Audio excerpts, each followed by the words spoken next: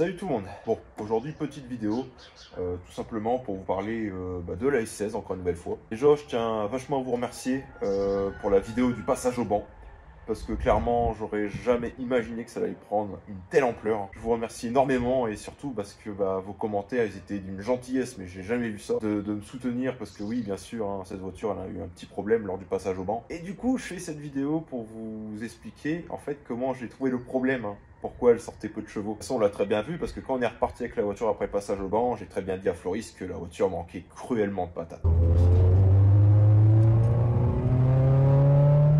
J'ai un problème là. J'ai un problème de puissance. Ça marche moins alors. Ah ouais, elle marche carrément moins. Toi tu crois que c'était pour ça qu'elle a sorti moins de chevaux au banc? Ah ouais, là non, il y a un problème. Bon. Du coup, ces dernières semaines, qu'est-ce que j'ai fait? J'ai tout simplement fait mes recherches. J'ai essayé de passer le jag, essayé de trouver le moins de défauts, je trouvais absolument rien. Vous pouvez pas imaginer le nombre de soirées que j'ai passé à rechercher, à trouver une solution en me disant c'était telle et telle chose. Et au final, tout ça pour vous dire que la panne m'a coûté 0 €.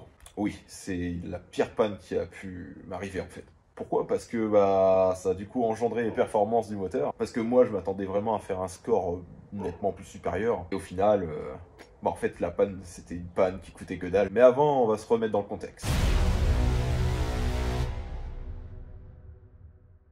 Alors du coup, on va voir où il était le problème. Et ouais, ma belle feuille de banc. Donc en fait, niveau couple, on était vraiment très excellent en fait. On avait vraiment une plage de couple de A à Z. En fait, c'est un truc que je m'y attendais vraiment pas. Mais je comprends pourquoi la voiture a vraiment de la pêche, que ce soit en bas régime ou vers 4000 tours quand je commence à mettre plein gaz, parce que le couple est tout dit présent. D'ailleurs, je remercie beaucoup NB Perf, parce qu'il fait vraiment des cartographies, mais je le dis tout le temps, hein, mais allez chez lui quand vous avez un EW10, ou même un J4S ou un J4 tout court, même il fait plusieurs marques de voitures, hein. Mais il est vraiment spécialiste des blocs de SS parce qu'il en a fait à la pelle, je saurais pas vous dire combien. Et d'ailleurs, je vais bientôt le revoir sans doute pour faire une update de ma carto, tout simplement parce que maintenant il a trouvé le moyen de faire un démarrage à froid sans starter. Parce que moi, je sais pas si vous êtes au courant, j'ai un petit starter pour démarrer la voiture au matin. Parce que il n'avait pas trouvé la solution à l'époque pour faire un démarrage en fait, comme à l'origine, hein, sans besoin d'un starter quand vous roulez à l'éthanol. Et aujourd'hui, il a trouvé le moyen de le faire, donc je vais fortement passer chez lui dans pas si longtemps que ça pour faire une petite update de cette carte. Bon, maintenant on va revenir dans le vif du sujet.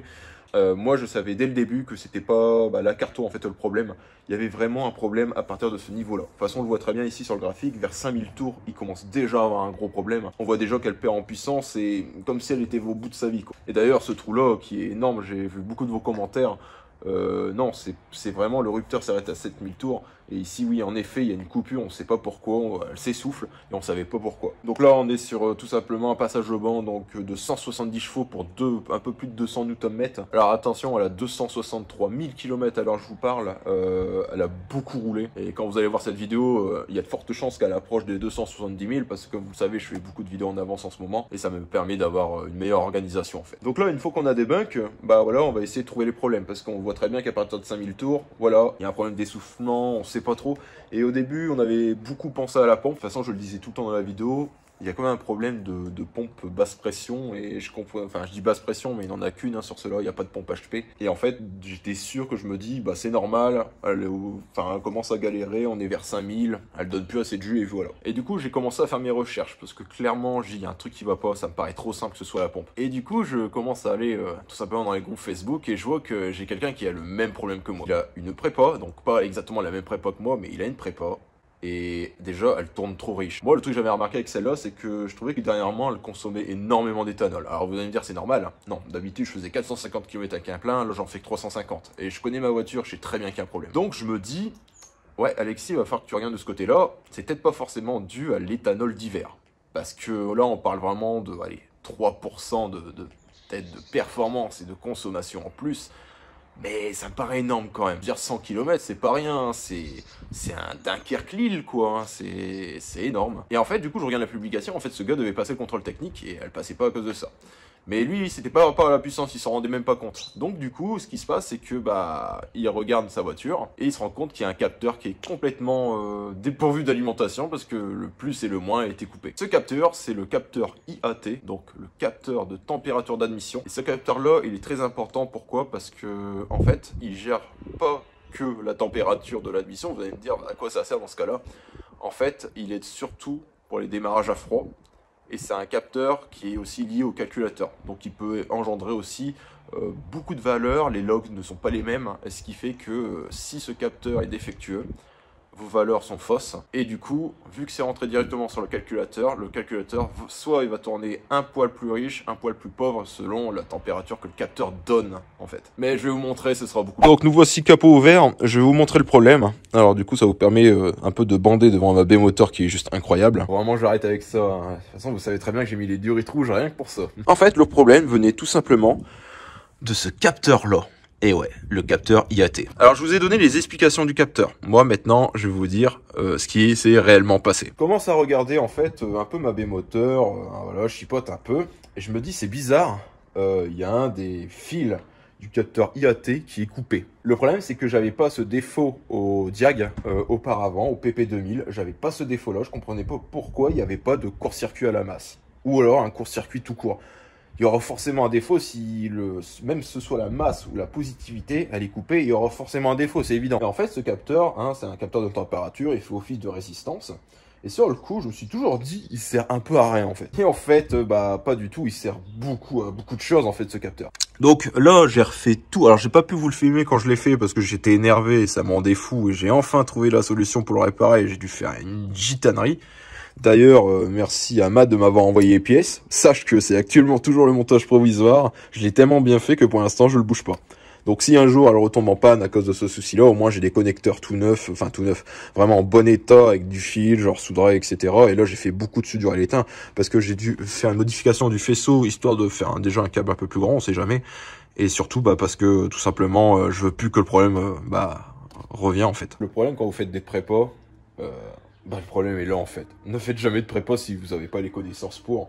Là honnêtement, c'était un peu du pur hasard, mais quand j'ai vu que le fil était coupé, j'ai direct compris, je me dis, ah, c'est bizarre, ça y était pas avant, et avant j'avais pas ce problème là, donc ça peut venir forcément que de là. Du coup je me suis renseigné, et je me suis rendu compte qu'en fait ce capteur, il donne des valeurs en ohmmètre, selon ta plage de régime, et surtout par rapport à ta température, la température d'admission. En gros, quand ce capteur est en court-circuit, le capteur affiche moins 55 degrés. Alors d'un côté, je comprends pourquoi je démarrais super bien le matin, parce qu'elle était bien gavée d'éthanol, tu vois. Et en fait, elle tournait riche tout le temps quand je la roulais. En fait, le capteur indiquait tout le temps moins 55, mais si le moteur est à 90 degrés, moins 55. Ce qui fait que forcément, elle tournait riche. C'est vrai, j'avais remarqué qu'elle fumait beaucoup blanche.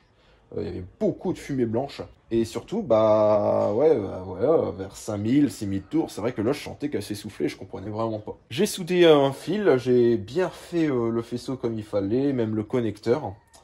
Alors, j'ai pas eu le temps de remettre à zéro les auto-adaptatifs parce que je voulais être sûr que le problème était réglé. En même temps, je fais le capteur de pression d'admission, je fais tout un faisceau vraiment nickel pour plus être emmerdé parce que j'étais déjà été emmerdé 2 fois et il y avait des problèmes de connectique.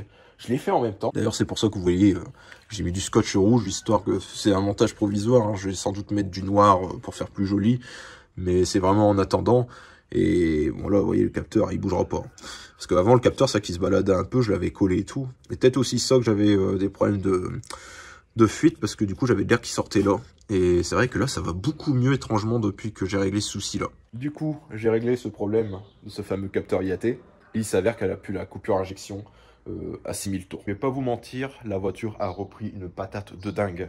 J'ai plus ce problème de coupure d'injection et même après 5000, ça continue cette fois-ci. Il n'y a plus d'essoufflement en fait, exactement le problème qu'on a vu au banc en fait. Du coup, vous allez me dire, bah Alexis, tu vas refaire un passage au banc. Pas tout de suite. Pourquoi? Parce que si je veux refaire un passage au banc, je veux vraiment que tout soit nickel. J'ai pas envie de faire un passage au banc pour rien. Là, entre temps, j'ai fait un peu d'entretien, donc j'ai remplacé les 4 bougies Iridium, exactement la même référence en fait que j'avais avant.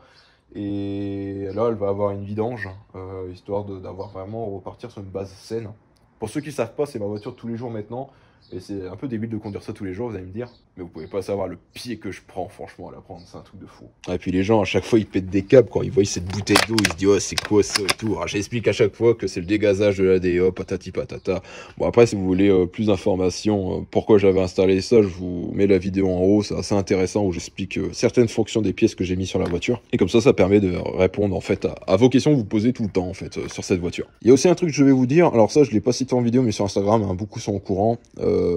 En décembre, je suis tombé en panne avec la voiture, fin décembre, et en fait, j'avais les faisceaux ici qui étaient complètement mangés. Alors pour ceux qui sont pas au courant, en fait, pour expliquer, un coup je pars au boulot et il s'avère que la voiture conduit vraiment bizarrement, elle accélère toute seule, je comprends pas en fait. Et du coup, bah avec mon collègue de boulot, on commence à regarder, et mon collègue il trifouille un truc sur le faisceau, genre il bouge le faisceau, la voiture commence à tourner normalement. Je dis c'est bizarre quand même. Et en fait, Ilan, hein, oui, tu vas te reconnaître sur cette vidéo, s'est rendu compte que bah le faisceau du pas à pas, donc qui gère en fait le ralenti de la voiture, bah, il est complètement sectionné, ce qui fait qu'il est forcément plus alimenté. Et du coup, bah, quand il a commencé à toucher le câble s'est cassé et elle a plus jamais redémarré. C'est pour ça que vous avez vu les photos où elle était dépannée, etc. J'ai refait le faisceau, donc ça, franchement, ça a duré l'espace de 4 jours.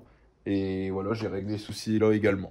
C'est pour ça que je vous dis, quand vous faites des prépas, le faisceau, là, c'est du sur-mesure. Vous pouvez pas faire un faisceau comme ça, plug and play, il y aura forcément des problèmes par la suite. Du coup, voilà, pour la petite anecdote. Sinon, la seule chose que je peux vraiment vous dire, en fait, c'est que le problème de puissance venait de ce capteur-là. Voilà. Ça n'empêche pas qu'à l'avenir, je vais refaire un passage au banc pour histoire de voir combien elle sortirait. Déjà, on peut faire une estimation vite fait avec la feuille que je vous ai montrée auparavant. Hein. Bah ouais, c'est vrai. Regardez. Si par exemple, on corrige le défaut qu'on avait à 5000 tours. Donc en fait, le défaut, clairement, il commence à... On voit d'ici, il y a une petite bosse, c'est bizarre, c'est pas censé faire ça. Bah si on continue la ligne, donc voilà, là, bon, on va pas grappiller grand-chose. Mais si on arrive à faire ça... Pour moi, ou alors un truc plus léger comme ça ici. À la rigueur, la pointe, vous pourrez la foutre ici. Alors vous allez me dire, ouais, c'est pas énorme de chevaux, mais je pense qu'on serait déjà aux alentours de 175, hein, vous voyez. On serait aux alentours de 175 chevaux, 180. C'est ce qu'on avait estimé, de toute façon, avec Floris, qu'on avait fait la prépa. De toute façon, lui, on estimait, de toute façon, tous les deux vers les 180. Et je pense qu'on aurait été là, en sachant que 180, vous allez me dire, ouais, pour une 206 que t'as préparé et tout, ça sert strictement à rien. Les gars, faut pas oublier qu'elle a 263 000 km au moment où je vous parle. C'est énorme. Les internes sont d'origine. Ah ouais, il faut pas oublier que les internes sont d'origine parce que... Déjà, c'est un moteur hyper robuste. Vous pouvez pas imaginer ce qu'on lui met dans la gueule. Et en plus de ça, c'est ma voiture de tous les jours, donc le moteur est fortement sollicité. Et moi, je trouve ça excellent, franchement, pour ce que c'est. Donc voilà, là, on va dire qu'elle fait 180 chevaux. On fera une vidéo passage au banc pour confirmer ça un jour. Mais je préfère voilà, m'occuper un peu finalité, tout ça. Je sais pas si ce mot existe, afin d'avoir tout simplement un moteur sain pour pouvoir passer le passage au banc. Je tiens aussi à préciser aussi, parce que j'ai totalement zappé, alors oui, la voiture est absolument dégueulasse, parce que j'ai pas eu le temps de la nettoyer, c'est ma voiture tous les jours, hein, comme vous le savez. On va parler des Nankang, ici, là. Alors, pour être honnête avec vous, en tout temps, il y a eu de la neige chez moi, il y a eu énormément de gel, ça m'a pas empêché de pas la conduire. Ces pneus, c'est des semi-slick. On m'a toujours dit, fais super gaffe avec des semi-slick. J'ai roulé comme un papy, il s'est absolument rien passé. Alors, je touche du bois. Non, je touche de l'aluminium. Mais non, clairement, c'est des très bons pneus slick. Et même quand il pleut, je trouve qu'ils tiennent super bien la route. Et ouais, vu que ça fait déjà un petit moment que je les ai montés, je voulais vraiment vous faire encore un nouvel avis sur ça. Mais pour vous dire qu'en fait, je regrette toujours pas mon choix. C'est des super pneus et franchement, je suis bluffé par la qualité et même le rapport par rapport au châssis à la route. Franchement, je suis vraiment bluffé. Mais du coup, voilà, c'est ça que je voulais vous dire. Et puis, comme ça vous permet d'être au courant un peu des aventures de la S16. Alors, je pense qu'il n'y aura pas d'autres vidéos de la S16 avant un moment parce que j'ai envie de mettre ce projet de côté. Enfin, voilà, je la conduis tous les jours, c'est bien. Mais il est temps de basculer à autre chose. C'est vrai que moi, j'ai envie de basculer à autre chose aussi. Les prochaines vidéos, je pense, vont être très différentes parce que j'ai envie de renouveau. J'ai vraiment envie de faire d'autres types de vidéos et puis je vois que ça vous plaît, donc voilà. Il y aura la vidéo qui va sortir tout simplement sur les brûleurs de gomme. Donc ça, c'est vraiment une vidéo, j'ai hâte à la produire. Elle va pas sortir maintenant parce que déjà, il faut qu'on soit au brûleur de gomme. Et de deux, surtout que j'ai vachement envie de tout simplement vous partager ça parce que j'adore vous partager à chaque fois que je vais à un endroit différent. Et puis comme ça vous permet de me voir dans différents endroits, à la rigueur. Hein. Si ça vous intéresse, je serai au brûleur de gomme. Si vous avez envie de me voir, vous me contactez directement sur Instagram. Je mettrai de façon une publication. Comme ça, on pourra s'aviser d'une petite rencontre si vous êtes chaud. Sur ce, je vous laisse. Ciao, ciao!